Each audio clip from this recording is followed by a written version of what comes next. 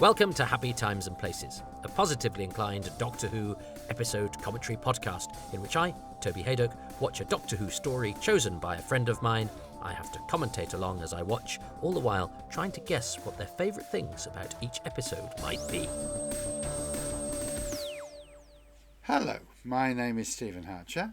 I want to start by apologising to Toby's listeners that I'm turning up again, but it's such a privilege to be returning to Happy Times and Places. You may have heard me talking about the Sea Devils a little while ago.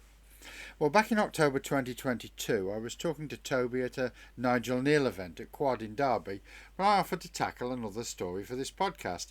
I was delighted he accepted and asked me to choose a 21st century story, so I picked 3 featuring my favourite modern Doctor, Peter Capaldi, telling Toby I would be happy to do any of them. Well, Toby said I could do all 3 if I wanted to. So here I am now, and I'll be back in due course, or I've already been back sometime in the past, nominating 2 more 12th Doctor stories for Toby to watch. As I said, Peter Capaldi is my favourite 21st century Doctor, so it would be so easy for me to pick something related to his performance for all 5 of my choices for all 3 episodes. But so as not to be too boring, I'll promise only to pick Capaldi or the 12th Doctor once across the 3 stories. This time I've chosen Empress of Mars, the 9th story of Season 9 of Doctor Who, directed by Wayne Yip, starring Peter Capaldi as the Doctor, with Pearl Mackie as Bill Potts and Matt Lucas as Nardole, and guest starring Adele Lynch, who was a great guest at Hooverville a few years ago as Iraxa, the Ice Warrior Queen. So, I hope you enjoy this, Toby. I think you'll find it pretty easy to guess my favourite things about it. Welcome back, everybody, and for the first time we have a returning guest to Happy Times and Places. There are a small handful of other people who, when I started doing it, I said, oh, well, by all means do a couple, because I didn't know who I would be getting and who would be doing what. So some people you've already heard have had additional Who's Happy Times and Places banked, but I was perusing what I had coming up when I was talking to Steve. I had been, and noticed that I was going to run out of Classic Who long before I'd made much of a dent in New Who if I wasn't careful. So when Steve said he'd got some Modern Who he wanted to talk about, I said, oh, take it all.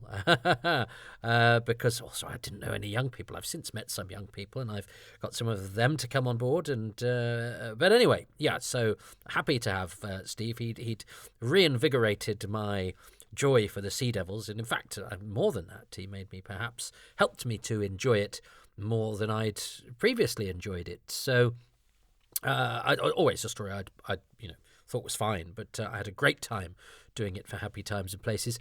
It's a different kettle of fish when it comes to Modern Who, because I have far fewer, sort of warm, nostalgic childhood memories, because I wasn't a child when this was on, although it is scarily long ago now. That's another thing to ponder.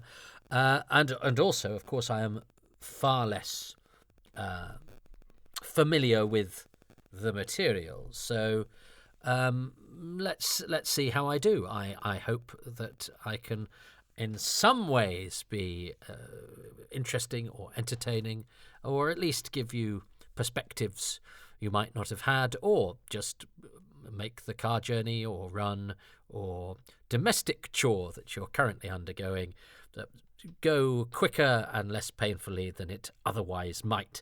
So come with me, all aboard, as we get into a very, well, because of the clash of times and places within this story, perhaps climb on board some form of steam locomotive or so a cyberpunk sort of retro spaceship thing. It's not cyberpunk, is it? What's it called? Steampunk.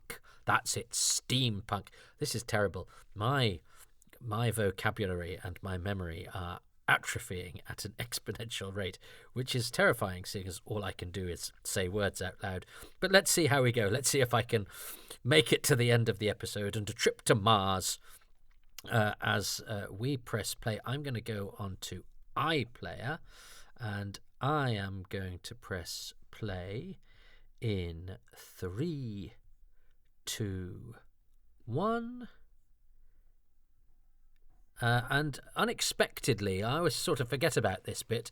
We start in the modern day in NASA, although that's an all right set. But I wonder if in years' time we'll be going. Yeah, well, we sort of know where that is. That's that building in Wales with that wood panelling, and they've just stuck a few control panels in it. I was watching The 10th Planet recently, where where the modern, well, the futuristic set with some tables with some sort of stock electronic equipment sitting atop the table, and I wonder if this will look like the equivalent in the future. It already looks a little dated, perhaps, but not in a bad way. But I could tell what it's from. Anyway, these two actors are worth talking about because Ian Hughes, I saw play the fool to Robert Stevens' King Lear in many years ago in the 80s. Christopher Robbie, the cyber leader, was in it too. He was Cure-Dan, although he'd understudied and gone on for Robert Stevens. More recently, I saw Ian Hughes opposite Doctor Who Big Finish regular, the late Stephen Critchlow, excellent voice actor, playing the two sort of all of the other parts in the 39 Steps, which is done by sort of four people. You've got the male and the female lead, and then all of the other roles are played by these two actors. So they have great fun and have to have great versatility, and Ian Hughes was one and Stephen Critchlow was the other. And then the actress on the other side is Leslie Ewan, who is, I think, Canadian, and was based in Canada because she crops up a lot in The X-Files when The X-Files was filmed in Canada, and actually cast a lot of the same actors over and over again. I've got a feeling she's actually in the first ever episode. She's certainly in the first season. But she crops up quite a lot. So not many actors have been in The X-Files and Doctor Who. Deep Roy, Milton Johns is in the movie.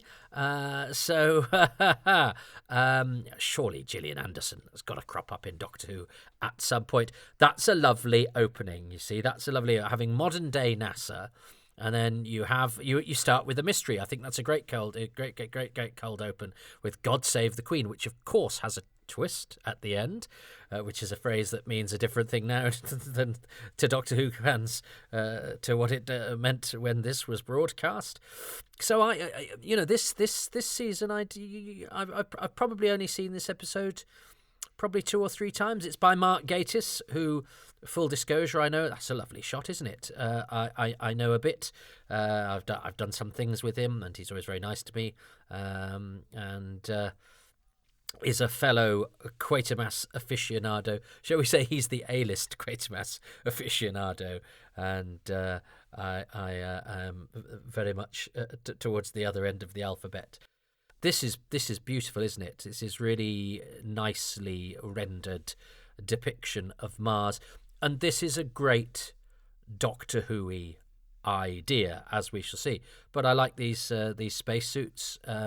It's interesting, isn't it, how when we do planets that we know, we have to sort of go, yeah, they have to wear spacesuits. Most planets in Doctor Who universe we don't have to wear spacesuits for because we've made them up, and isn't that convenient? Wouldn't it be a chore if every planet that Doctor Who visited, you'd have to go through all the things that you would really have to go through normally? I mean, normally I suspect, could you even survive on Mars?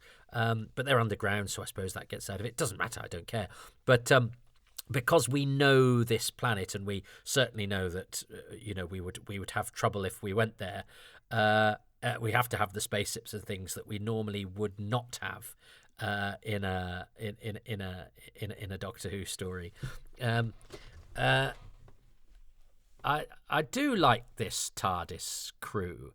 They have a nice, they have the sort of slightly testy dynamic that many a TARDIS team have had written into them, but is not always done with the requisite level of charm. When you think of the squabbling that the Doctor and Perry did, and try as the two actors did very well, but it was like, oh, come on, the writing was often against them, whereas Sarah and the Fourth Doctor squabbled, but there's always an undertone of absolute mutual affection. This is nice, clearly location filming, which is very good, and you can do all sorts of things with filters and lights now. And of course, Nardell is going to now exit the story, because I think the idea was that Matt Lucas couldn't be in that many episodes anyway because of availability. But I rather like that. I rather like that, when one is chronicling the series in future years, it will be very obvious that they've had to sort of write Nardole out after a day's filming for Matt Lucas, maybe a couple of days. In the same way that when we watch the Aztecs, we know that Carol Ann Ford is on film in episodes 3 and 4 because she was on holiday, or William Hartnell isn't in those episodes of the Keys of Marinus, but it happens later as well, of course, and then sort of stops happening. There are no episodes really in post Patrick Troughton where one of the leads has time off because they've got a scheduled holiday. It's like, no, you're in the whole season. You have time off afterwards. Whereas when the show was on most weeks of the year, people had time off during shooting, and now clearly modern actors need time to do other stuff, or they or we're just not allowed to work people as full on as we used to. This is a very lovely subversion of expectation. You have you have the Ice Warrior marching towards the Doctor, and here comes, and I love this steampunky Jules Verne, H.G. Wellsy kind of, Mark had done, hadn't he, the H.G. Wells First Men on the Moon, which has that kind of literary adventurer in space thing, which predates Doctor Who, and so seems very quaint and it's allowed to use that Ferdinand Kingsley's costume there is what you would have made the costume out of had you been writing a science fiction book at the time of H.G. Wells or Jules Verne or whatever. And that, I really like that, because I like futuristic retro, because that's sort of what Doctor Who does, but this is retro even for Doctor Who. I do like the modern Ice Warrior teeth, because that's I think the old Ice Warrior mouths do let them down because they don't talk out of them, and apart from Varga, who is post dubs, the Ice Warrior grunts, as it were, that have that costume, they tend not to be in sync. But here's a nice twist that you have. You think, and the Doctor thinks that the English soldier is going to have to be told not to shoot at the green monster because his primitive brain couldn't possibly understand the green monster, and the Doctor will be there to teach him that green aliens aren't bad. But actually, the soldier is pointing his gun at the Doctor because he is allied with the green monster. So that's immediately a nice sort of subversion of expectation, and sets us up with a dynamic that makes us question what's going on. Oh yes, and of course. So Nardole is still in it, and having to set up the end of this story, which of course then contributes to the season arc. There's something beautifully threatening about this as well, because Nardole is very vulnerable, and Missy is really very unpredictable. And even though we like her, I mean, I remember when this was on, I was kind of like, yeah, but I would slightly worry that she'd kill him, because she would. You go, but she wouldn't know, would she? She wouldn't kill it. They wouldn't do that. And then you go, oh, well, they might. Now, I love this. I think Peter Capaldi is great in this scene. I love his slightly sort of scruffy elegance. His hair is all over the place, and yet it's still sort of elegant. And he's got natural bearing, so he can be unkempt without looking shabby, and not all people can do that. Whereas Anthony Calf here has been made deliberately unkempt, because we will discover stuff about his character. Now, Anthony, bless him, I'm very pleased, has turned up, because his first TV was Doctor Who, The Visitation, and he's gone on to have an extraordinarily good career, and yet he still agreed to be interviewed for my Who's Round podcast. He did one of my favourites. We had to cut a lot of it out because he was quite critical of some areas of modern television, and he said, actually, could we not? Because he was doing a few shows at the time, and he didn't want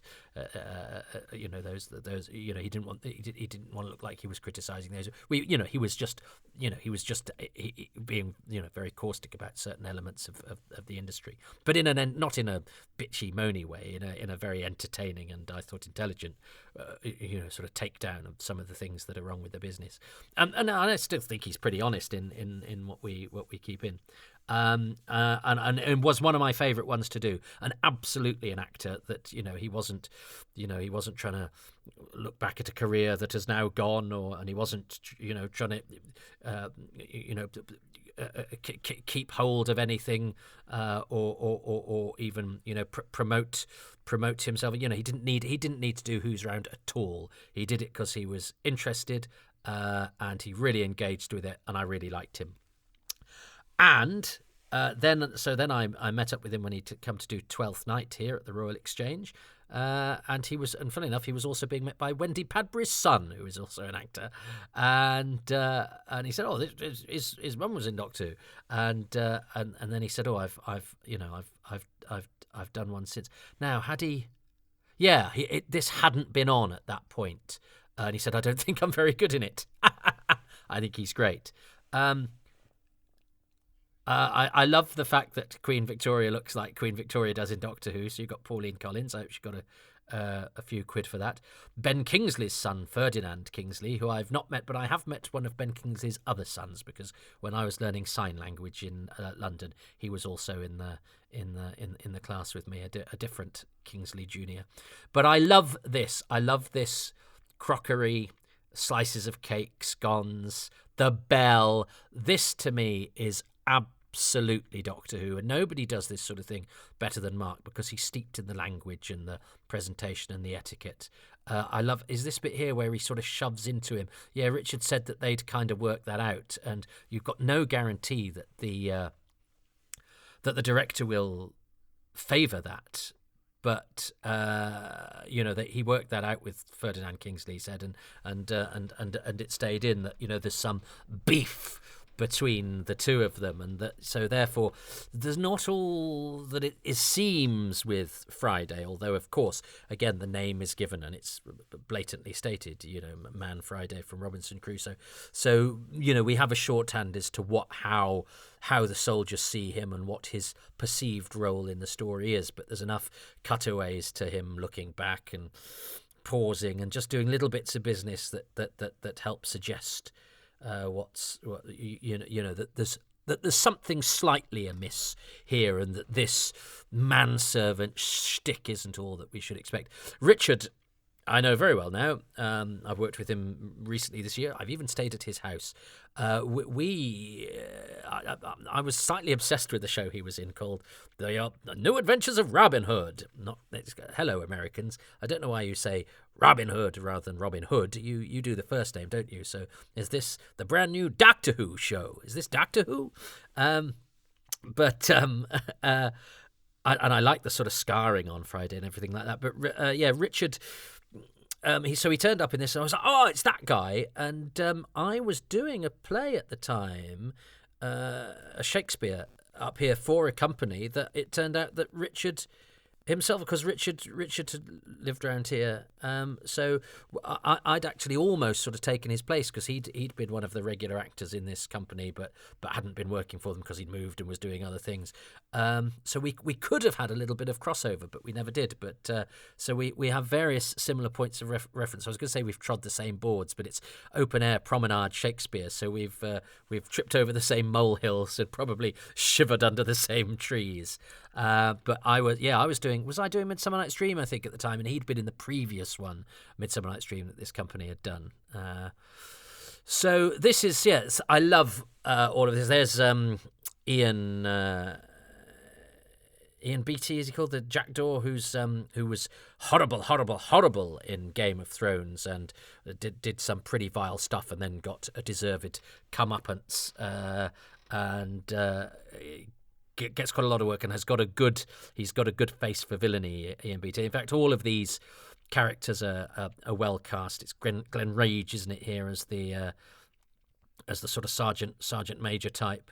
But yes, the juxtaposition between, it's a pitch, isn't it? Zulu in space, isn't it? But I love what that brings with it. I was watching the War Games recently, just episode 1 for a bit of fun, And I was struck by how everybody is very British and everybody's very brave, even though we know that the people who fought World War One saw things on a daily basis that would absolutely could give the rest of us PTSD for life and probably months off work. It was, and yet this sort of British civility thing that I know is probably built on slightly shaky foundations, but to me it's aspirational. We can say all that we want to about the empire and about the hypocrisy of the class system and all sorts of things that are problematic, to use the modern parlance, with our country. But all societies have, similar, what goes on underneath the surface that we put out, and you could say that about extremely religious societies, communism, communist regimes, which have been all about everything being equal, except that it's, big boss guys all have palaces while everyone's queuing for bread. The veneer that most societies and civilizations put out is contrary to the truth that goes underneath. But I do think that and it's easy to concentrate on that, and I think we concentrate on that a little bit too much because we're so self-lacerating. That's another of our traits, I think, and it is a good one to have to raise an eyebrow sometimes at some of the things that we hold dear and to slay the odd sacred cow. But that can sometimes fall too deeply into cynicism, and I like the idea of doing things in a gentlemanly way, to use to use a turn of phrase. Now, I've just invoked the war games, and war is treated like a game by awful people, and of course the reality of war is terrible. And the idea of fighting a war with rules and civility may seem counterintuitive and even contradictory, and yet actually, if we are going to have to do terrible things to conduct ourselves in a way that keeps us in touch with humanity, is at least, it may be hypocritical, but again, at least I think it aspires to some sort of sense of civilization amidst the madness. And all of this stuff reminds me very much of the sort of war films that I watched as a boy, and extraordinary how many, in the shadow of the Second World War, how much drama was around warfare and, bravery and daring doing. It didn't celebrate war because the country knew it had been through a terrible time and nearly lost. Had it lost, the world would have changed all for the worse, which is what I would remind. Be quite keen to remind the people who are all too quick to, look at the worst aspects of our history. And talking of history, obviously, Vinny the soldier, there was a bit of controversy because Mark Gatiss, quite innocently and openly in an interview, said, "Oh, well, when they said they were casting a black actor, I was like, oh, really?" Or I think he even maybe said, "Oh, I said that they shouldn't," or something. And then somebody had pointed out that there was one, I think, and of course the usual suspects. I don't say, "Well, Mark Gatiss is obviously a racist." Then I think you can question something's historical accuracy and not be considered a racist. And then when they point out there's one, you sort of go, well, okay, and in the Doctor Who universe, we'll represent the guy who was the one. But it wouldn't have been unreasonable not to either. So I think, again, sometimes just when somebody questions something or I think it's okay to say, "Oh, I didn't know that was a thing," or even, "Are you sure that's historically accurate?" And then the argument could be, "Yeah, but we're not going to be historically accurate," or "We are going to be historically accurate, but only to that one small specific incident," or whatever. And that's good too, but it doesn't mean that the person that queried it was a racist, or that anybody that might say, because we've had a Black Anne Boleyn, haven't we? And this idea of colourblind casting is one that interests me. I've seen it in theatre an awful lot, and I can see it's a good way of reflecting more the society that we live in now. But I don't think that anybody that is slightly baffled or can't get their head around it is some sort of secret fascist. Now there are terrible racists who will who will get apoplectic about the casting of a black actor in anything. But again, there's a lot of ground in the middle, and I think we're a little bit too keen to call people out. And I know for a fact that Mark Gatiss is not a racist and is an extremely liberal-minded and decent fellow. Here is Adele Lynch, the fantastic Adele Lynch, who I've had the pleasure of doing a commentary with for Phantom Films. She's very tall. She's great in this. And, of course, so having had the Ice Warriors in, I love that. I absolutely love the fact that the Ice Warrior gun sort of does the modern-day equivalent of the Miralon effect that occurs in classic Who, that mirror that makes people look like their bodies have been sort of twisted and torn and bent.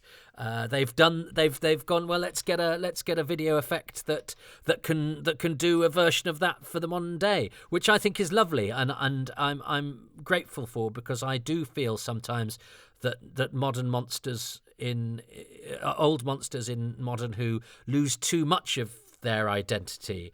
I prefer the old Zygons. I prefer, I wish the Ice Warriors, they wouldn't do on other planets maybe, but certainly on Earth, I want my Ice Warriors to hiss, and I definitely want them to have the clamp hands.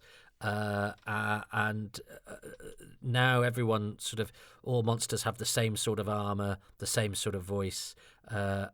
What does the pink thing say is very nice.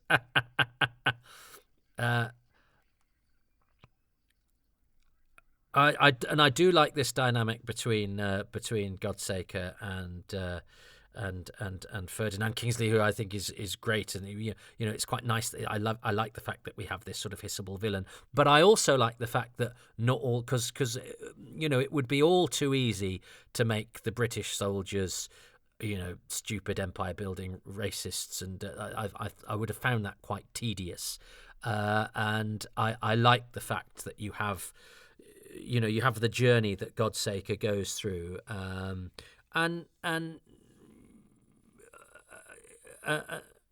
as I say, there's a certain enjoyment from Mark Gatiss in the way that he depicts these characters and the dialogue that he gives them, and wonderful Doctor Who doing what he did back in the Third Doctor era, which I know is the one that Mark Gatiss sort of grew up with. He's this sort of sensible arbitrator between foolish mankind and alien who might see us as inferior or flawed or not important, and the Doctor's there to say to them, well, yes, they are.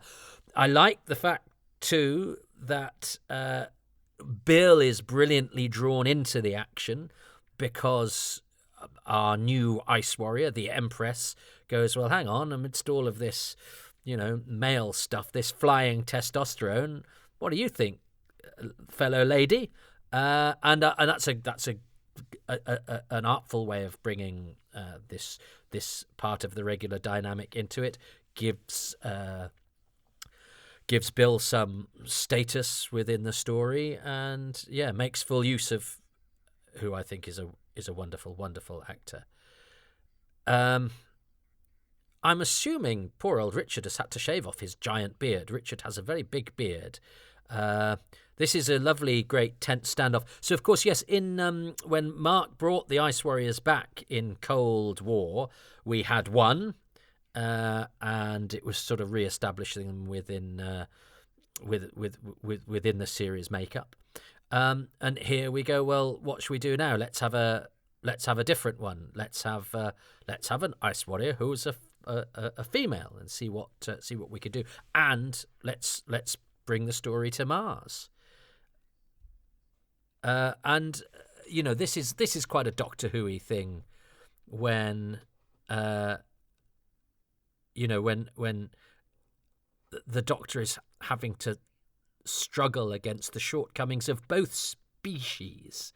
And he's the sane man in a mad universe, a universe where of violence, and there's a horrible inevitability about this battle. But then, of course, beautifully, that's a lovely close-up. I love the fact that the Ice Warrior costumes are so good that you can get away with real close-ups of them, and you still get a performance. You've got more chance of performance with the modern Ice Warriors than perhaps with the other ones. Although I have to say, Bernard Bresslaw as Varga is one of the great monster performances, and he's really encumbered by his suit. That's a fantastic shot, and I love this machine again with its sort of steampunk thing going on. But of course, the horrible inevitability of this tense standoff, and you sort of know that either one of the humans is going to do something stupid, or the Martian is not going to be reasonable, and then that gives us what we want as a viewer, of course, which is a big fight scene, which is kind of why we tune in, even though the cognitive dissonance is, but we don't want this to happen because it will be terrible and awful. And you go, but it'd be really boring if it didn't happen. And I do like this subplot that does speak to so Mark Gatiss does revel in this Queen and Country stuff, and the and the civility and the chain of command and all of that stuff. And he says, well, underneath it is a broken man, and is a man who was actually in the parlance of the time a coward. But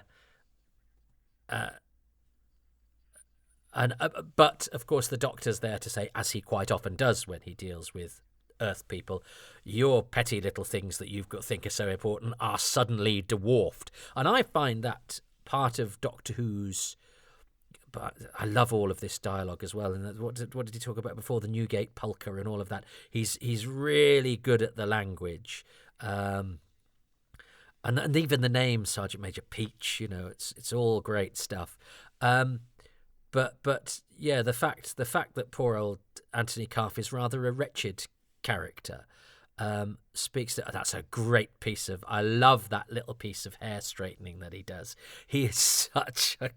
I'm not going to use the word that I said. It's a 4-letter word, but I think Ferdinand Kingsley is brilliant. He is pitch perfect as the snarling sort of villain officer Catchlove. That's right. It says a lot about me that. and I think that's quite a good joke as well, that we've called him Catchlove all the way through because that's his name and everyone talks to him about surname, and he's called Neville. I don't know if that's supposed to be a joke, but I think that's quite a funny joke. It's sort of like, you go, I'm going to get you, Smythe. Yes, I'm from a long line of Smythes. Well, you'll think again when you get to grips with Keith Smythe. Neville Catchlove. I'm sure that's meant to be a joke. It's made me chortle. But this is the stuff of it. And Zulu is one of my favourite films. And Zulu is a. Again, we can look at the terrible politics of the time of what was going on over there and what happened to those countries, but you can also perfectly reasonably watch a film about bravery against the odds and divorce yourself from that if you want to, and there's no harm in so doing. At least, of course, it behooves us to be cognizant of the wider picture, but you don't have to be on a Sunday afternoon if you're going, well, yeah, but today I'm going to watch Stanley Baker be very brave and Michael Caine, at the start of his career, doing something quite extraordinary, and all those funny little character actors, being very brave against the odds, and I think I'm afraid I think that's fine, because we're only watching a film. And yes, if I could do anything about the historical situation, and there are things I do in my life now that I hope would not contribute to a repeat of anything that a country or a civilization might do that would lead to similar behavior to what we might have got up to in the past. I mean, I don't think I can have any impact because I'm just a bloke in a semi-detached house. I know it amuses me sometimes when people make these grand statements on Facebook as if to say, yes, and me saying this is going to change everything. And I also think that, yeah, we can enjoy guilt-free entertainment because this isn't real. This is the purpose of entertainment is to take us out of reality sometimes, even though it echoes reality. This is fantastic. I mean, anything sort of coming out of the ground, I think, is sort of primal monstrous stuff. This is the sort of stuff I would have loved Doctor Who to have done with when I was younger, but very, very hard to do. I mean, hard to do now, but it's obviously a weapon in the arsenal, which it really wouldn't have been in multicam. And this is I love a beautiful cliche, the young soldier showing the picture of his wife, his girl back home, and all of that. This is all the stuff of war films, and they do have certain sort of cliches, if you like, and they are strangely comforting. That's the poor old Sergeant Major Peach has gone, which is I mean. He's very similar to Colour Sergeant Bourne, played by Nigel Green in Zulu, who's a great character who actually makes it all the way through. But yeah, this is brilliant, and this battle I think is really well staged. Wayne Yip, I think, directs this beautifully. The lighting in all of this story is absolutely fantastic, and this giant set. This is the kind of thing you wanted in the Ark in Space, isn't it? You wanted to see it going all the way up, and look at that. It has a real sense of scale. It's Ark in Space. It's Tomb of the Cybermen. Monsters bursting out of the ground. Monsters bursting out of hibernation, besieged soldiers, rallying and if things couldn't be worse, God's Catchlove throws lovely Vinny into the line of fire. And shows himself to be an absolute coward. So he's the real coward. He would probably think of himself as being pragmatic, but yeah, Vinny, who I hadn't. Do you know? I have to say, there are cliches that are used, and I think they're deliberately aped rather than being a failure of imagination on Mark's part. I think the various ingredients have to be in there. But I was surprised when Vinny died, because I thought he'd established himself as sort of pretty unkillable. So that's really horrible, and that's rather sad. And God's sake, it looks like he's actually going to end up being a coward. But these two are great, aren't they? And it really is worth commenting about that Pearl Mackie has a real sort of spunky presence about her, and again, Mark very cleverly using the female companion as more than somebody to be in jeopardy, and but also more than somebody that's unaccountably in the thick of it for somebody, considering they are just actually a young human. But this makes absolute sense. And I like the fact that Friday, in a way, from his exposure to humanity, has realised that even though he's seen a lot of the worst of us, that we are perhaps worth something. And I think that's always worth bearing in mind, because again, we're so quick, I think, to call ourselves out and to concentrate on our very worst elements, that the reason we call out our worst elements is because we are at heart, I think, savable and salvageable, and I do worry that in this day and age we are too prone to be too down on everything about us, rather than trying to be light in the darkness, rather than any glimmer of light try and snuff out, because it's very easy to point out our faults or hypocrisies. And of course, we must learn to live together or die together. That's the eternal struggle. I mean, the politics of the world right now are we seem to have lots of incompatible world views from people in very, very powerful positions, and we do have to either live together or die together. And I think it's that's the sort of battle that Doctor Who stories present us with every week, but in different dressed in different clothing and perhaps told in a different order or whatever. But and when you look at the state of the world right now, this has boiled all this down to a bad man with a moustache and a ruthless green woman. But for ruthless green woman and bad man with a moustache, you can see any numbers of major figures in the political world landscape today.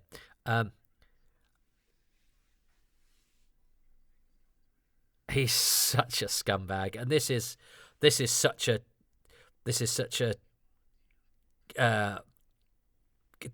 cheerful. This is such a sort of punch the air moment, and it's curious, isn't it, how a murder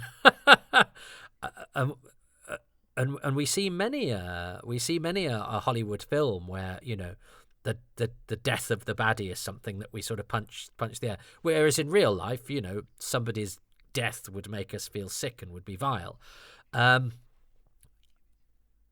But this is it's funny. This is sort of Godsaker's Joe Grant in The Demons moment.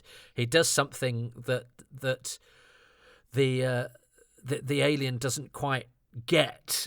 And I still thought when this was on that she would end up killing him, and I sort of didn't want to, because I wanted. Yeah, so she's still saying I'm going to kill him, and he's prepared to die.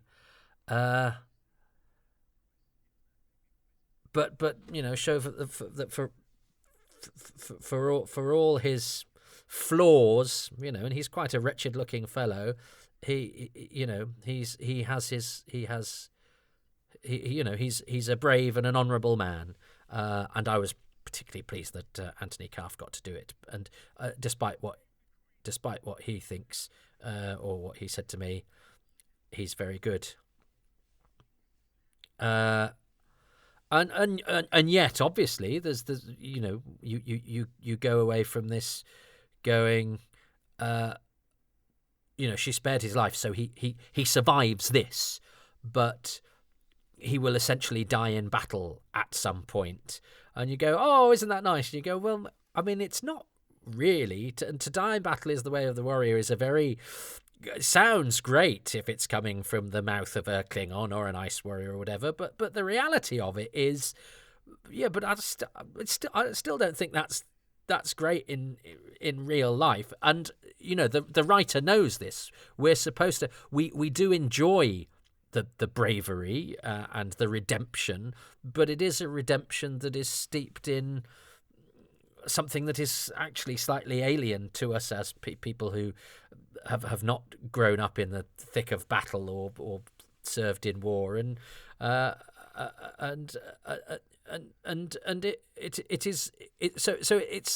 it's beautifully dissonant in that it is it is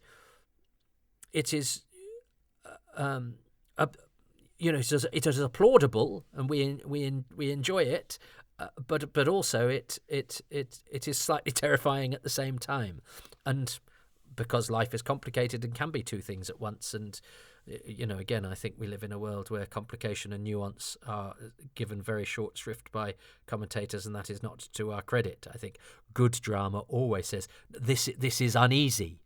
And you're supposed to be aware of the uneasiness and the fact that there's perhaps no right or wrong about this, and that these two things can coexist. People always, and that's really the whole point.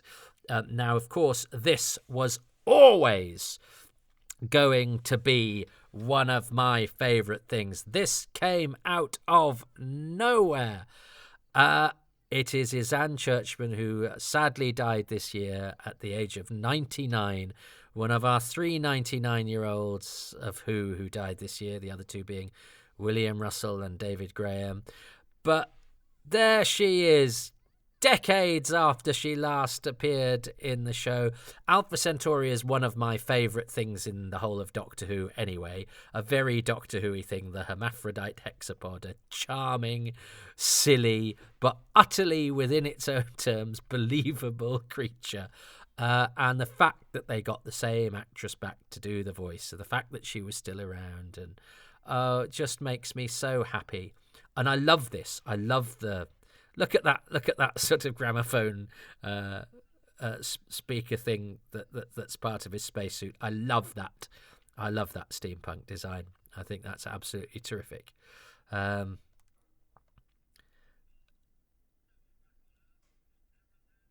No one back on Earth will ever know. Oh, it will all be forgotten. Yes, well, oh yes, but what is lovely is, of course, yes, he thinks it will be forgotten, but actually the Doctor knows, because he has seen what they've just done, and we're starting to remember that this is what we saw at the beginning, which is a lovely twist. Is that we thought, oh, okay, English soldiers in space, they've done God Save the Queen because it's our Queen, but actually it's not. It's the Queen. It's the Empress of Mars.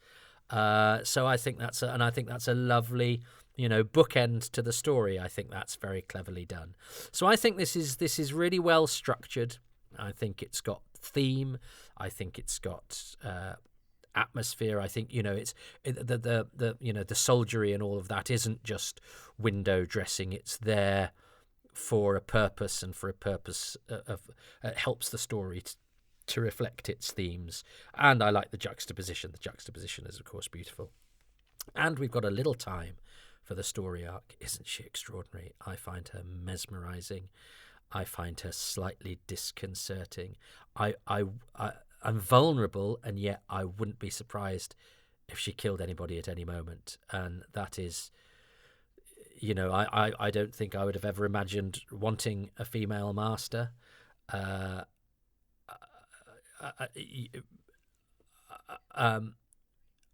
if I had, I wouldn't have imagined the character being done like this. And I think she's absolutely perfect. And I think that interaction that they have is strange and compelling and disturbing. And they're absolutely brilliant. And then from Isan Churchman returning to Classic Who this week, next week, it's Rona Munro, writer of Survival, back after all those years. So that's one I haven't seen for ages. I think somebody has just done me Eaters of Light, so or has just volunteered to do it anyway, I think. But I'm trying to do some more modern Who. I do hope that was all right. Obviously, I've got less to say about the making of it than I might know about some of the older stories. But I think that's absolutely delightful. I really like that story. I think Mark's stories sometimes get a lot of stick for being too trad, and I get that, but I'm interested. I'll be interested to see how I deal with Cold War, which I watched again fairly recently, and some of the difficulties I had with it first time round, I still had with it second time round. And as I've said, I it does sadden me that they will, with a lot of old monsters, bring them back and take away some of the things that were distinctive about them in the first place. I think which makes which makes everything just seem a little bit less bold and innovative and exciting, and everything a bit more sort of identikit. Everyone's a noble warrior, and they talk like this, and they all look like they're shot from the same mold. I found the idiosyncrasies and the sort of strangeness of the Silurians and the Ice Warriors, and some of the mask work actually preferable in the olden days, which seems mad considering the resources available now. But it just seems, that to take away those distinctive things seems to me a little bit something of a step backwards. But I really enjoy that. I think it's got a lot to recommend it. I have to choose 5 things. I'm interested because Steve, he chose the big Navy story last time. Now we've got the soldiers on Mars and the evocation of Empire. Steve is a right old commie. Steve is a real lefty. I like to think of myself as sort of left of centre, certainly very liberal, but swinging towards left. I mean, if I swing towards the left, the momentum. If I swung hard, the momentum flew me off. I still don't think I'd land quite where Steve is. And he's a very engaged and interesting chap to talk to. I like a chat with Steve, and he always his perspective will always be worthwhile because he's very engaged in everything and aware of what's aware of the world and very. He's formulated his views after a lot of thinking and experience. So. I would be expecting Steve to reject some of the empire-y stuff. I mean, I was there, wasn't I, lily-livered with my caveats, but I like the window dressing of it without wanting to get into the nitty-gritty of everything else. So anyway, my 5 favourite things are... Well, let's have a think. Well, one of them's obviously going to be Alpha Centauri. I just love the fact that Doctor Who can do that. That it was the same actress. It just brings a tear to my eye that we are aware of that, and that's important to us, and that they know as well. There are enough people on the show that know that it's worth looking for, and that she was game to do it, and the fact that it just exists as a statistic. This actress, who was last in the show in Planet of Spiders, the year that I was born, then in the year that I'm 43, the year that I'm 43, returns. My goodness, so what a life I have lived between her 2 appearances, and yet there's the amount of things that I've forgotten in that lifetime, and yet there are enough people around who haven't forgotten that she was Alpha Centauri and so should return to play it, and who will be thrilled at the fact that she has, and of course loads and loads of viewers who would be blissfully unaware of that, but who, if they become fans, might find out later, and that would excite them. Like, oh, I didn't realise that when I first watched it. Now I've explored and found this thing out. So it all speaks to me about the beauty of the enduring nature of Doctor Who, and the fondness that we can have, even for a not necessarily particularly convincing looking creature whose strings you can see when the hands move, but that body language of Stuart Fell, the design, the idea of it, even though we know there's a story behind it of director Lenny Mayne saying, it looks like a giant dick, and so then they go and put a cloak on it and show it to him and say, it looks better now, and he says, now it looks like a giant dick in a cloak. So all of that, joy. So yes, definitely the return of Alpha Centauri. The headline news for me, I think, about the whole story is the Zulu in space. It's the juxtaposition between those old-fashioned British soldiers and the modern, the green people from Mars with their laser beams and alien armor, and that's a very Doctor Who-y thing. The whole having the dinner bell and the best china, and even the incongruity of having the Man Friday character being a tall green alien, and that speaks to so much that's so resonant from what we again what we've seen in depictions of Empire stories, and also of course it's got the Robinson Crusoe echo. So yeah, the the English army, the old-fashioned English, the Victorian army in space, with the British Empire in space. The dynamic of that, but mostly the juxtaposition. It's one of those beautiful juxtapositions of something that we can identify and is almost sort of comforting in terms of our drama. It's the sort of thing we've seen depicted on our television screens a lot. Those sorts of costume dramas with all of that gear, but then having it on the red planet and facing it off against Martians. I think yes, is wonderful. I love the fact that they've kept the death effect. All right, it's a modern version of it, but it's in keeping with how Ice Warrior guns used to work. That they used to sort of fold people up together, and although we do get a close up and we see it's a bit like some of the best things of Doctor Who is you don't see it quite long enough to get exactly what it is. I still don't kind of know, is the skin melted, is it bubbled, is it in effect? It's one of those things that you can't quite fully, I can't say I've fully seen or got my hand. I don't quite know how they did that. I don't even know if it's a practical or if it's a video effect, because we don't see it quite quick, long enough or close enough or whatever. Although you do, it's not hidden. So I think it's really well done as well. But it's mostly the fact that it's a modern day version of the the Ice Warrior Miralon effect. I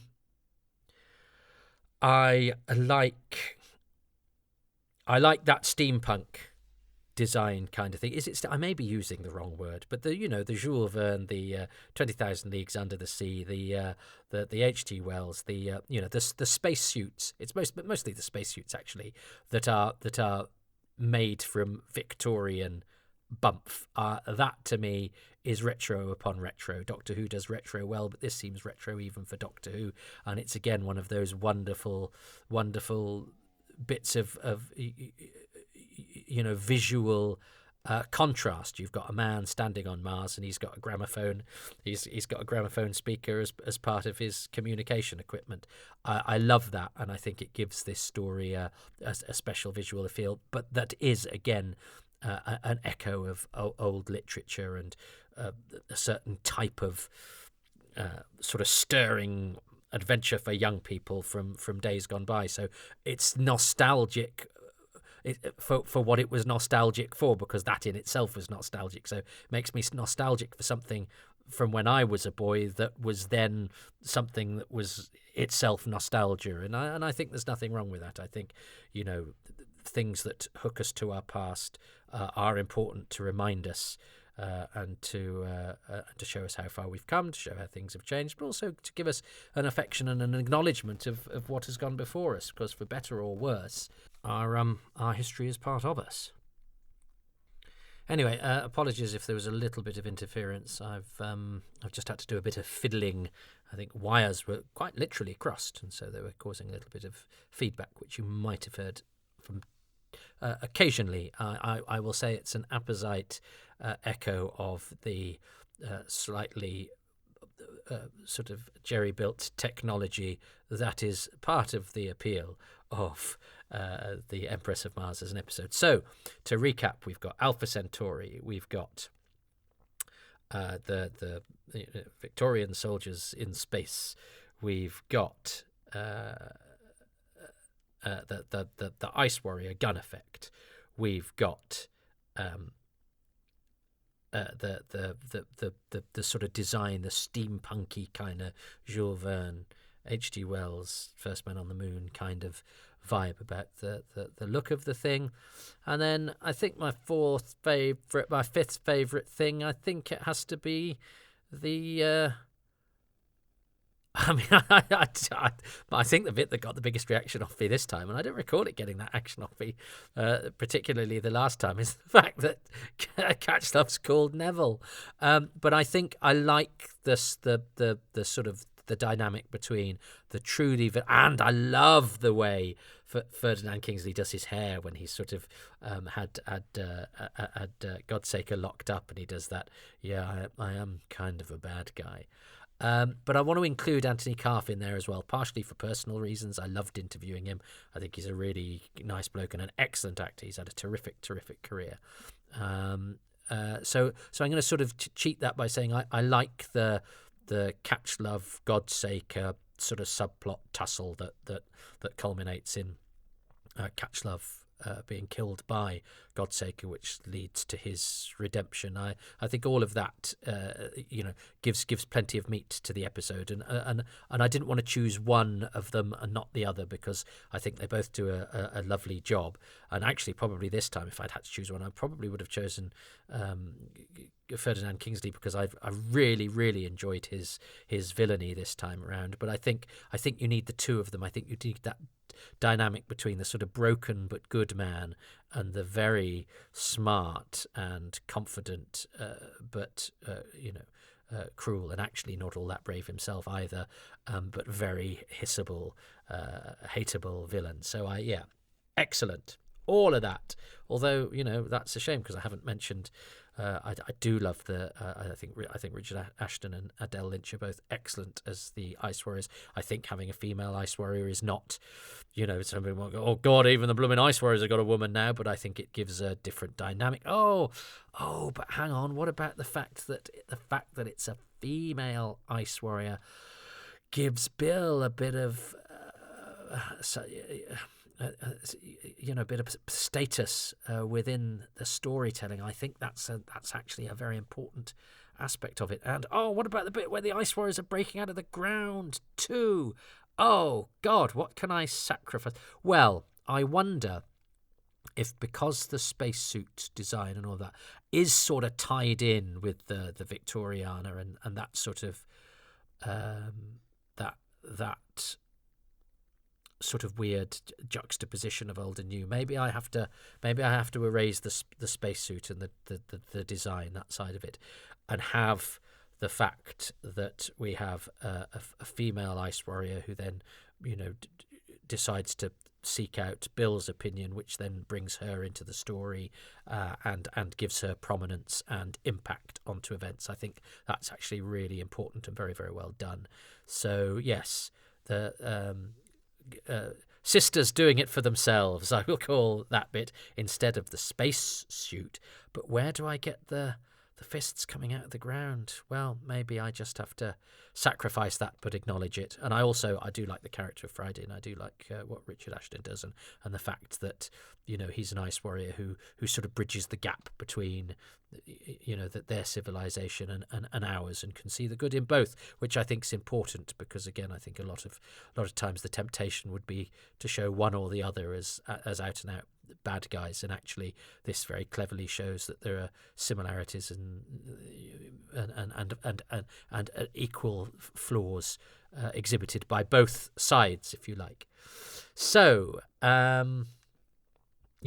so those are my 5 things: Alpha Centauri, the whole Victoria, Zulu in space, Victorian soldiers, blah de blah, the Ice Warrior gun effect, the sisters doing it for themselves, and the Godsaker Neville Catchlove dynamic that opens up aspects of both of those characters, who are both played by excellent actors. So what does Steve Hatcher like about this story? Here's choice number 1. Well, I hope you enjoyed that, Toby. I think it's a great example of why Peter Capaldi was such a fantastic Doctor. It's also, to date, the final story written for Doctor Who by Mark Gatiss, whose work for the programme I've always enjoyed. And this, in my opinion, is one of his strongest episodes. So, here are my 5 choices. The first thing I've chosen comes right at the beginning of the story. We open on a NASA control room and a countdown towards a probe sending signals back from Mars. All our attention is on the controller counting down. Then, all of a sudden, we become aware of another voice counting down with him in unison. And there he is, the Doctor, right at the controller's shoulder. We realise he's there at the same time as the controller does. And then Bill and Nardole are there too. It's such a clever way to start the story. We don't see the TARDIS arriving, and we have no explanation of why they're there or why they're where they are. There's no messing about. It's just straight into the action. So there you have my first choice. It's the opening of the story and the first appearance of the Doctor.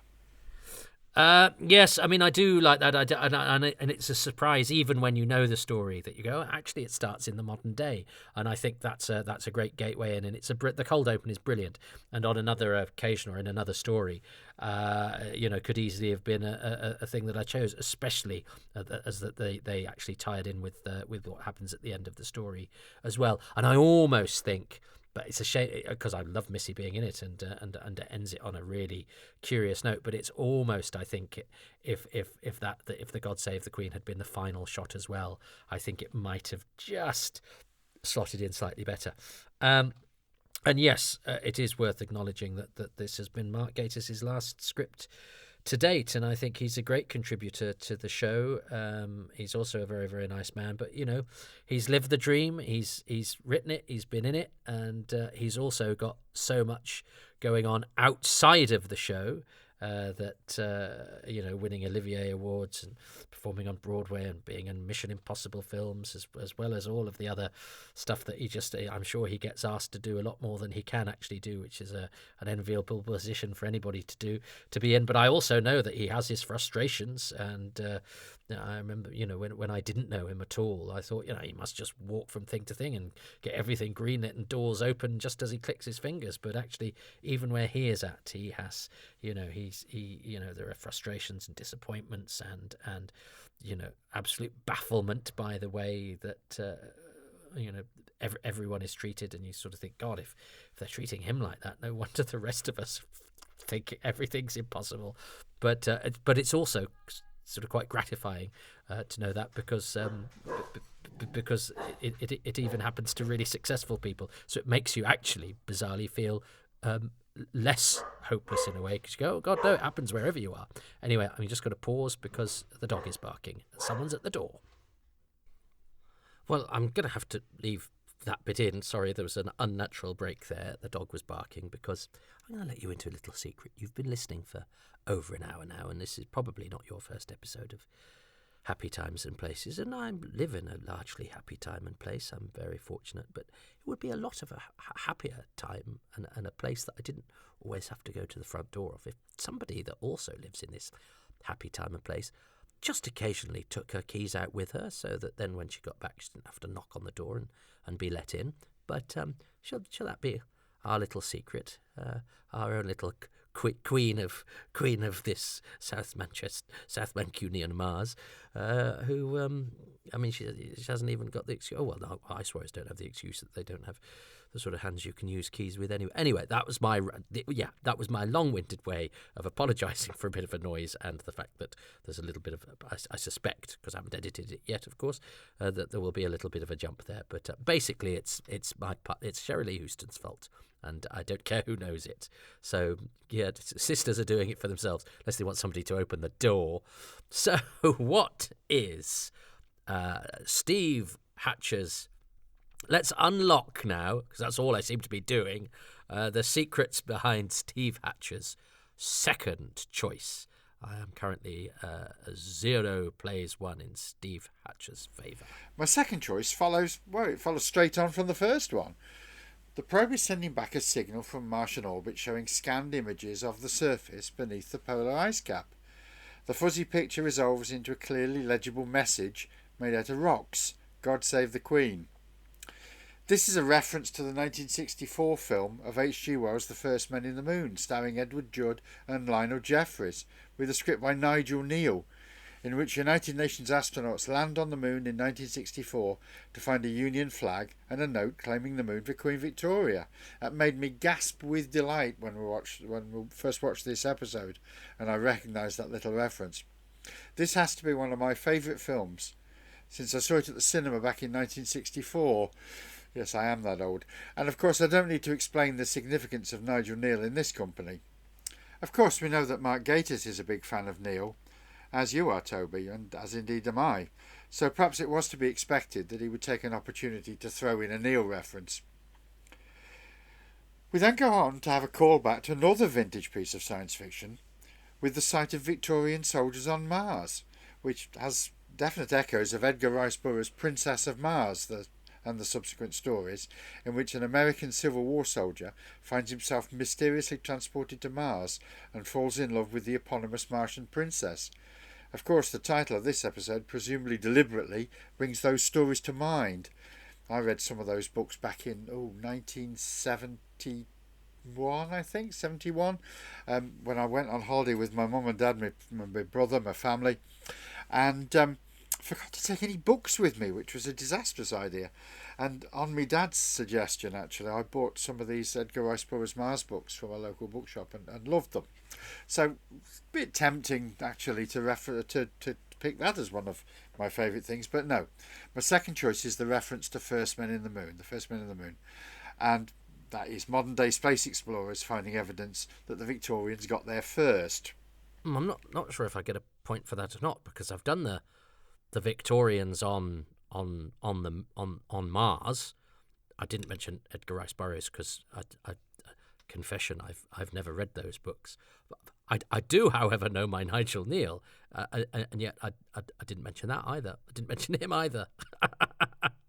Yes, and yet, funnily, and I got so carried away talking about how it was a misdirect because we thought it was going to be the Victorian soldiers are claiming Mars for the Queen, but it would have a double meaning because it's the Queen, the Empress of Mars. That I then didn't mention Nigel Neal at all. That's most unlike me, which is nuts because it is a Mark Gatiss script, and Mark Gatiss scripts quite often have references to Nigel Neal. And in between me recording these commentaries, I'm elbow deep in a couple of four Neal related projects right now.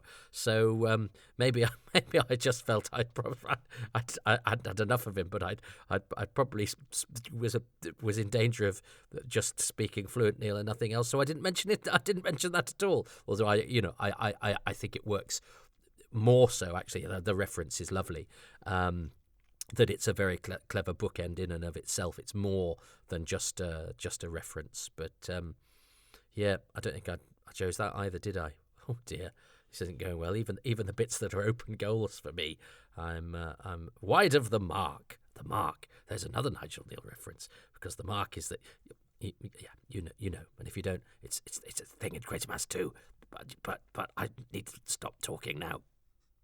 My choice number 3 is the Ice Warriors, and specifically their treatment in the modern series. Now, I love 60s Doctor Who more than any other era of the programme, and the Ice Warriors were the third and final biggie amongst Doctor Who monsters, alien races, baddies, call them what you will, to come out of that time. They appeared twice back then, and then twice more in the John Pertwee years in the early 70s, and then they were never seen again, although there were plans for them to return during Colin Baker's cancelled second series. We had to wait a long time for the Ice Warriors to return in the modern series. By the time a solitary Ice Lord turned up in Cold War in season 7, the 20th Century series was 8 years old, and we'd already seen the return of Daleks, Cybermen, Autons, Sontarans, the Master, and even the Macra. Cold War gave us an Ice Warrior who could slip his kit off, a sort of naturist Ice Warrior, but apart from that it didn't really take our understanding of the race much further on. In Empress of Mars, however, we learn a lot more about Martian society and culture. Their underground cities beneath the Martian poles, first explored in Craig Hinton's Virgin New Adventures novel God Engine. Their hibernating warriors, and in particular we meet an Ice Queen, the titular Empress of Mars, the first female Ice Warrior that we've ever encountered. Apparently there'd been some reluctance to do an Ice Warrior story, as they were seen as potentially stereotypically bad Doctor Who monsters, and it was only when Mark Gatiss presented Stephen Moffat with a list of new ideas for how to tell a good story about the Martians that Cold War and then Empress of Mars were made. So, there we have my third choice. It's the treatment of the Ice Warriors in this story. Ah, interesting. Now, I didn't choose the Ice Warriors, I suppose, because they'd already returned. This is their second return because they'd returned in Cold War. But it is odd, isn't it, how they were among the last to return. And I think I've discussed, haven't I? I did find Cold War made some odd decisions with the Ice Warriors by bringing them back and them not doing much that was Ice Warrior-y. So that would have been a legitimate choice for me, I suppose, that these were a bit more in the vein of the Ice Warriors that I knew and love and would expect to see. But I didn't choose that, which you know, because you've heard what I've been saying. So that's just me trying to account for myself. What is this? Am I on trial? Anyway, what's Steve's choice number? So I think I'm going to give myself a point for number 2, the Victorians. Yeah, because there's the Neil reference and all that sort of thing, but it is, isn't it? It's the Victorians on Mars thing, that wonderful juxtaposition. That was the previous one, because I'm not getting a point for the Ice Warriors, and I'm not getting a point for the Cold Open. My fourth choice is all the little continuity Easter eggs that are scattered through the story.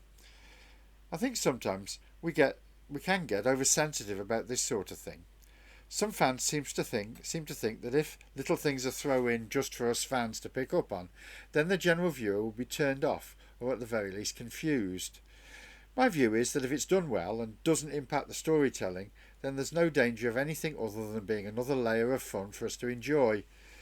There are a number of lovely ones in this story, probably more than I've noticed yet, but I will in the future. I wanted to highlight the portrait of Pauline Collins as Queen Victoria, which was a callback, of course, to 2006's Tooth and Claw. The use of the phrase "rank has its privileges," referencing 1972's The Day of the Daleks. And the use of another familiar phrase, "in all my puff," which was originally used in Doctor Who in 1977's The Talons of Wing Chiang.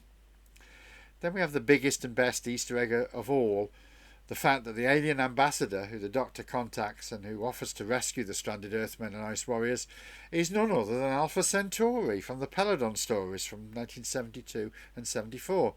And on top of that, the character is voiced by the original actor, 92-year-old Isan Churchman. All this would have no doubt completely passed the casual viewer by, I'm sure, but wouldn't have spoiled their enjoyment of the story in the least. However, it added hugely to my enjoyment and to that of many fellow fans, I'm also sure. So, my fourth choice is the Easter eggs in the story. Craig Hinton, whose name I've already mentioned, had another name for that sort of thing, but I don't care. Oh, yes, I think I know what that name is. I don't care either. I do think there's a way of doing this stuff, and I am very conscious in the self-loathing way of going, oh yeah, that's just for us, the public will hate it. Of course, if it's done well, the public won't even notice it. And you know, there are things that are continuity that is true, and there are things that are continuity that is not. Like, I remember Time Lash, the Third Doctor's been here before. Well, if you were a non-fan, you didn't know that he actually hadn't, and that was rubbish. So that serves the same as one that actually is. If it had been a sequel, the effect would have been the same, and we would judge both differently. We would go, well, I mean, they're making a sequel to a story that never happened. That's unnecessary. Or we go, oh, why are they making it to a sequel to a story that happened? Or we might even go, oh, yay, back to Carfell, like what we went when John Pertwee was posing for his Invasion of the Dinosaurs publicity still. But listen, I think they're all done well here. I mean, I chose one of them in particular, Alpha Centauri. So I think I get maybe half a point. I won't be getting in the Guinness Book of Records. But the Queen Victoria is fun. I mean, that's the guns. My other choice, one of my other choices was an example of that as well. But I think you can do that stuff without it being self-indulgent, and I think they're deployed well here. But I suppose I would think that because I liked the episode, and I wondered if perhaps I hadn't enjoyed the episode, I'd be going, yeah, and they just relied on past glories. So we can be fickle in the way that we treat these little treats that we get given, depending on the wrapping, I guess. But I like this sort of wrapping. as in paper, not as in. Although I suppose wrapping Victorians on Mars would have been quite a heady combination. But yeah, I'm taking that point for Alpha. My fifth and final choice is the obvious one. Peter Capaldi as the 12th Doctor. Well, there we go. I was tempted to choose Matt Lucas as Nardole or Michelle Gomes as Missy. Nardole is possibly my favourite companion of the Doctor in the modern series, but as with several stories in this season, he barely features in Empress of Mars, having been a late addition to the regular cast. Missy is just terrific as a malevolent Mary Poppins, and much of this season is the story of her redemption. However, like Nardole, she's hardly in this story, so I felt I couldn't really choose either of them. To have done so would have hardly been fair to you, Toby. When Peter Capaldi was announced as the new Doctor, my first reaction was great excitement that such a wonderful actor had been chosen, but that also an older actor had won the role. After the 10th and 11th Doctors, I felt strongly that the idea that the Doctor had to be played by a young, good-looking man was very tired. The Doctor in the classic series has only once been played by a young man, Peter Davison.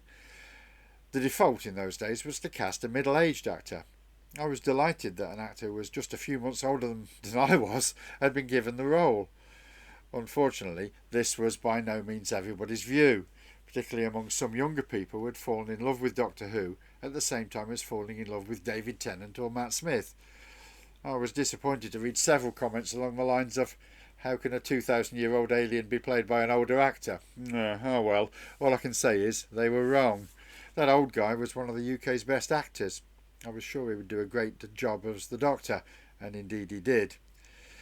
Series 8, while containing a great deal that was excellent, had made what I regarded as a bit of an error that played into the hands of the anti-Capaldi brigade by making him somewhat unsympathetic, unlikeable even. Doing so was to repeat the same error that had hamstrung Colin Baker's Doctor in the 80s. Fortunately, the course was soon corrected, and all that "Am I a Good Man" stuff did not go beyond that first season. Season 9 was a marked improvement, and by season 10 Capaldi had really found his Doctor. Still grumpy at times, but also very funny, very unpredictable, mercurial, a mixture of all the best features of the first 4 Doctors. The 12th Doctor is impatient but compassionate, serious but with a layer of flippancy. He's the perfect Doctor. In Empress of Mars, he's at his very best. I would have loved to have seen more of the 12th Doctor, and when he left, it seemed he had so much more to give in the role, which is to say absolutely nothing against Jodie Whittaker or the 13th Doctor. So, my fifth and final choice is Peter Capaldi as the 12th Doctor.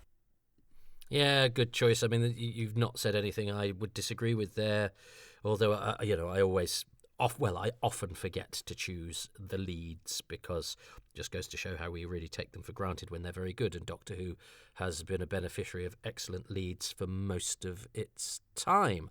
And I agree with what you say about the need for the course correction, but that also, Capaldi is an excellent choice. He's a brilliant actor. I want to live in a universe where you can cast a middle-aged man as the lead in a child-friendly TV show and it not be an issue. And I think it speaks to a problem with our society, actually not a major one. I can live with it. And were I the producer of the show, I would probably err on the side of caution and look at fitting in with the general tenor of the way things have gone of casting a younger man, even though, as Steve rightly points out, that was the anomalous choice in the classic series. And of course it's worked with the new series, where Catherine Tate, who was an older woman than traditionally a companion character would be, not as a conventional looking person, who is as popular as any companion has ever been. So I like to think that it is possible. I don't know, but I do know that people, school kids, I was told in the park, I think I might have said this, I may have even said it earlier on this podcast, I can't remember, saying, we've stopped watching it, we don't like this new guy. But I would think that's to do with the harshness of the character rather than an older man. I hope so, but I'm prepared to be wrong. And I know that certain factions within the the publicity side of the BBC and the marketing of the show found it counterproductive to have an older man's face staring out. But I think you can sometimes fly in the face of received wisdom like that, and feedback and form and all that sort of stuff, and still make a huge success, because there are certain things that if you listened to the questionnaires and the audience surveys, certain things that came out of nowhere to be huge successes wouldn't have happened. So I don't think the casting of a middle-aged actor should be a handicap. I think the fact that we have to have those sorts of conversations. I remember when we used to look at older people as being wise and worth investing some respect in. It's typical that then when I become a middle-aged man, we decide that we don't do that anymore, and it's all about celebrating on the altar of youth. Now that I don't have any of that anymore, basically I've spent the currency that is now the most valuable. So I'm not saying I don't have a dog in the fight, and then there's and I think there's another mixed metaphor, isn't it? I went from currency to dog fighting, but well, there we go. It's one of the things that happens with middle age. You'll find actually, as well as being wise and brill. So. Yeah, Capaldi's a great choice, but I didn't choose him. But I don't think he gives a duff performance. But I do think that first season, in terms of the tenor of his character, maybe was not wise. I see often Capaldi as a missed opportunity, because I think he could have. Well, maybe he couldn't have been more successful, and it was the age thing. But for me personally, I see so much brilliance in that performance. I wish the era had been perfect in a way that I don't quite think that it is, and I think that's partially because of the way that they approach his first year. But it's hard to do. These things are hard to do, but there is so much in there. There's so many bits and moments that I don't think any other Doctor could do but Capaldi. I think he's great. But I didn't choose him. What else? Steve's got another 1 minute 20 to go on his video, so presumably he's going to be plugging some things. I do hope so. Nice man. Well, Toby, did you guess my choices? I'd be amazed if you didn't get most of them. Many thanks again for allowing me to nominate this wonderful story for you to watch, and for having me once again on the podcast. I can be found on Facebook, where you can also join the Hoovers group. All welcome, all welcome. That's Hoovers with a W. And you can find news there of Hooverville and all our other events. Hooverville happens every year on the first Saturday after the August bank holiday. Please come along and support us. I'm also on Twitter as @Stephen_Hatcher. That's capital S's for Stephen and Hatcher. And it's Stephen with a PH. Which is, apart from Facebook, the best place to find Hooverville announcements and so on. You can find my writing in several of the old Big Finish short trips books, if you can find them, and also in any number of unofficial charity anthologies, if you can find them. I'm the fiction editor for the Dwas magazine Cosmic Mask, where many of my stories are published, as well as some fantastic stuff from the best fan writers around. You can download Cosmic Mask for free at www.dwasonline.co.uk. Well, thanks again, Toby. Talk to you soon. Well, you'll have to be surprised, Steve, because I didn't get it. You won. That's fine, but always a valuable contribution to Steve. I love the way he sort of balances the personal experience, which predates mine, because he's a little bit older than mine. I always like that. I always like to hear about how fans became fans, and those fans who experienced what was history to me as the present. That's one of the great things about this show, isn't it? Is that we all come to it at different times and in different ways, and some people's present is some people's past, is some people's future, and yet we're all united by our love for this thing that we experience at different times and in different ways, and with different gateways. So I love all of that, but Steve is a particularly good advocate for his feelings and experiences towards the show and the wider context. So thanks to Steve for that. and he has done some more for me, so he's going to be a welcome guest in future editions. But for now, I'm going to go and unlock the secrets to a happy time and place by basically talking about how to unlock a door, and the best way to do that is to take the keys with you as you go out. But that's just one of my own little personal battles, and maybe I should threaten to lock her in a vault and only let her out if she promises not to be evil anymore. God save the Queen of South Manchester.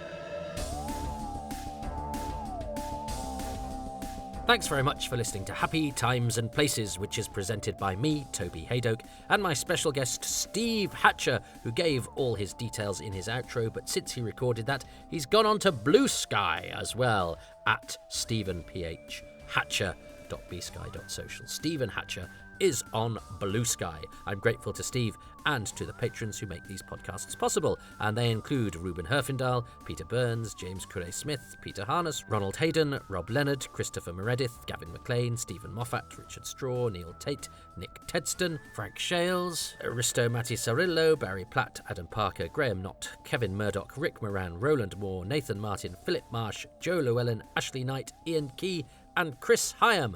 The music is by Dave Gates, and the artwork by Dylan Patterson.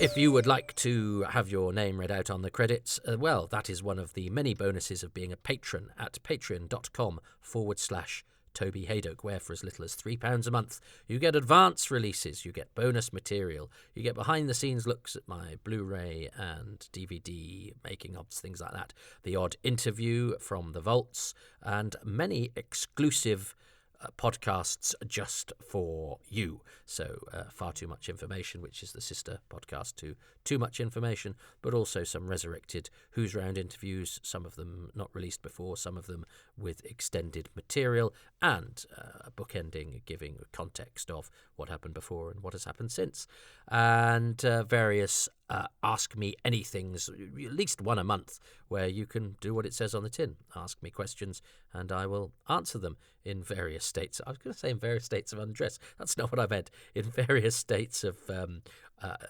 sort of travel and busyness, and sometimes in a hotel room, sometimes behind the scenes of somewhere, or sometimes in my recording booth, which is where I am now. But I'm never in a state. I'm always fully clothed. I might just sound nude. I'm on social media. You can support me there on Twitter, on Facebook, and on Instagram, and now on Blue Sky as well.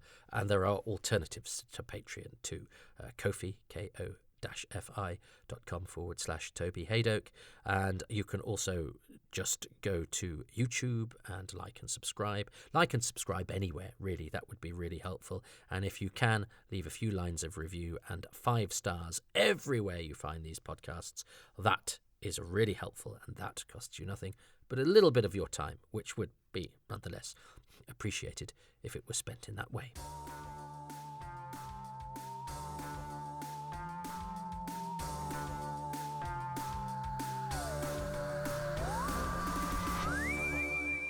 Well, and here we are, talking about Steve getting things at a different time from when I got them. Patrons are getting this before Christmas.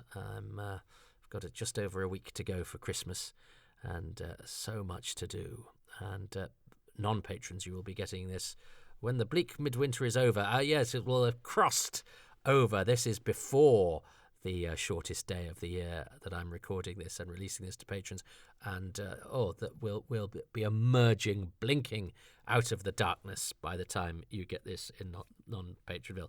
Makes absolutely no difference. I'm just offering it as an observation, because I feel inclined to mention that it's the festive season, even though by the time most people listen to this, the festive season will be a thing of the past, and I'm very anti festive cheer too early in the year. I mean, I won't have I had my first mince pie last week, and I certainly won't tolerate a bauble until at least 2 weeks into December. We haven't put up our decorations up yet.